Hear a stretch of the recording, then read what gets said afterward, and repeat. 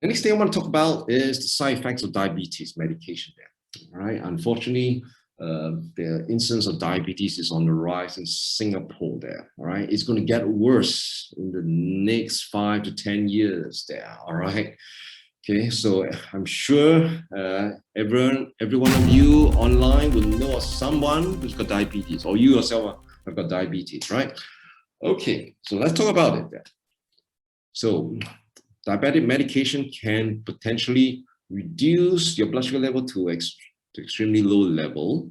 All right. Yes, it's meant to lower blood sugar level. Unfortunately, can reduce it to very, very low level, and it can be potentially life-threatening there. All right. This is especially so if you're taking insulin, all right, the sulfonylureas class of drugs. Okay. Basically, well, okay. Now I'm talking about type 2 diabetes here now. Okay, so for those type 2 diabetics out there, if you are using insulin and sulfonylureas, all right, I would be very cautious, right? Because if you're taking insulin and sulfonylureas, this class of drug, it can promote further insulin resistance, right? As you know, for type 2 diabetics, right, then there is the non-insulin dependent diabetics. All right, in the first place, what causes diabetes is insulin resistance. All right, your body's producing too much insulin, but unfortunately, your body cells, tissues are not receptive to the insulin there. All right, that's what causes the insulin resistance. So if you are you're using more insulin or this class of drug which causes your pancreas to secrete more insulin in your body, you will be promoting more insulin resistance. You will be aggravating your diabetes down the road. That is why for diabetics who are on this class of drugs, the type 2 diabetics, again, I must emphasize, when they use this class of drugs, eventually they'll need increased dose of insulin. Eventually, they'll need increased dose of sulfonylureas, all right? And then down the road, sorry, doesn't help you anymore there, all right? So be very careful, type 2 diabetics out there, all right?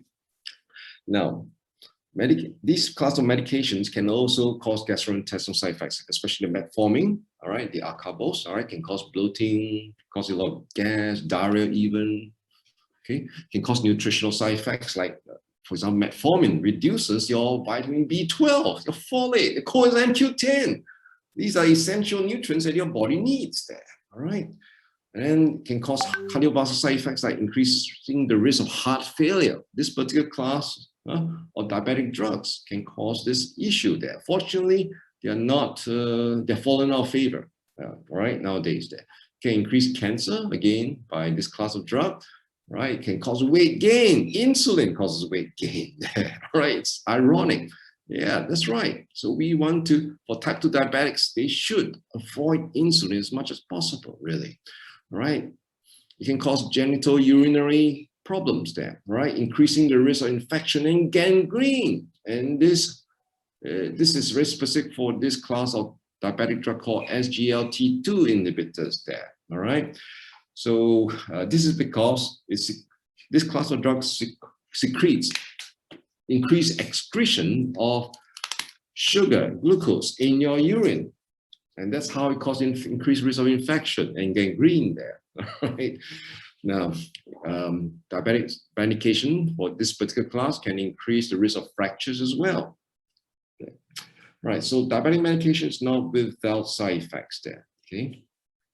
So what can help diabetes? Now, I'm talking about type 2 diabetics here. For type 1 diabetics, the insulin-dependent opiate, you got to use insulin because your pancreas is not secreting insulin at all there, all right? Your pancreas packed up long ago, when you were young, especially there, all right? So you got to keep using insulin. But for type 2 diabetics, the non-insulin dependent diabetics, okay, what can help diabetes? Lifestyle changes, all right?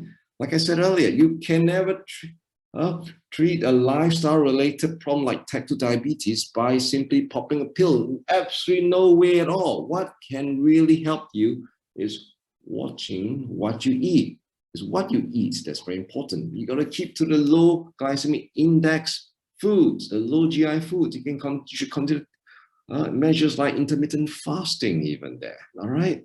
These measures are known to help you there, all right? Okay, and what else can help? Supplementation, like with isotonics, isochrome, curcumin, ginseng, even bitter melon, cinnamon. All these are known to help to improve, say, insulin resistance, help to lower blood sugar levels there. Okay, so this particular product, isotonics, isochrome, all right, is pretty helpful there. Okay, well, it contains nutrients which support healthy blood sugar level and energy production. It contains chromium, which is an essential trace mineral. Now, essential trace mineral means it's a mineral which your body needs in small amount, small quantity, but it's essential because your body needs it and yet we cannot produce it. Therefore, we got to take it from our diet or through supplementation there. So chromium helps to support the metabolism of proteins, the fats, the carbs there, right? And therefore also helps to support healthy blood sugar level. Coenzyme Q10, mentioned earlier, helps in energy production. Another ingredient is L-carnitine, which helps to promote metabolism of fats and energy production. And there's also vitamins B2 and B12, which helps support energy production as well. And it comes in isotonic form, all right, promoting rapid absorption and delivery of these nutrients in your body there, all right. Now, let's